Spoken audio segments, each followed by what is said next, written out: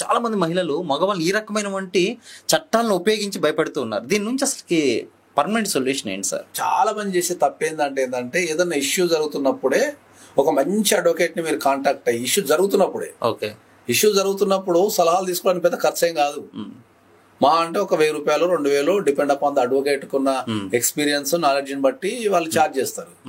ఒక ఏదైనా ఇష్యూ జరుగుతుంది, ఇది ఫ్యూచర్ లో ఇష్యూ అయ్యే అవకాశం ఉన్నప్పుడు నువ్వు ముందే వెళ్ళిపోతే నీకు ఏమైందంటే జాగ్రత్తతోని దాని నుంచి తప్పించుకునే అవకాశం ఉంటుంది. అందరు ఏం చేస్తారంటే నేను హ్యాండిల్ చేసుకుంటా, నేను అది చేస్తా, నేను ఇది చేస్తా అని అందరు వాళ్ళే సొంత ప్రయోగాలు చేసేసుకొని ఆ చట్టం మీద అవగాహన లేక అయినా పోలీస్ స్టేషన్కి వెళ్ళిపోతారు. అక్కడనే అరెస్ట్ చేసేస్తారు. ఏదన్నా పోలీస్ స్టేషన్ నుంచి కాల్ చేస్తే ఒక అడ్వకేట్ ని తీసుకొని వెళ్ళాలి. వెళ్తే నాకు అక్కడ రైట్స్ గురించి మాట్లాడతారు, నాకు ఏమన్నా ప్రొటెక్షన్ చేస్తారు అనేది చాలా మంది తెలియదు. చాలా మంది ఎట్లా అరెస్ట్ అవుతారు తెలుసా నీకు?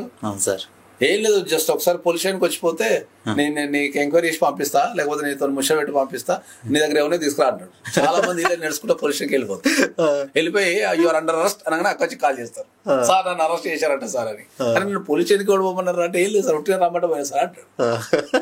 సో పోలీస్ స్టేషన్కి వెళ్ళేటప్పుడు మీకు చట్టాల మీద అవగాహన ఉండదు కాబట్టి మీరు కంపల్సరీ మీరు ఒక అడ్వకేట్ ని, ఒక మంచి ఎక్స్పర్ట్ అడ్వకేట్ ని సంప్రదించి పోతే మీ రైట్స్ సేఫ్ అయ్యే అవకాశం ఉంటుంది.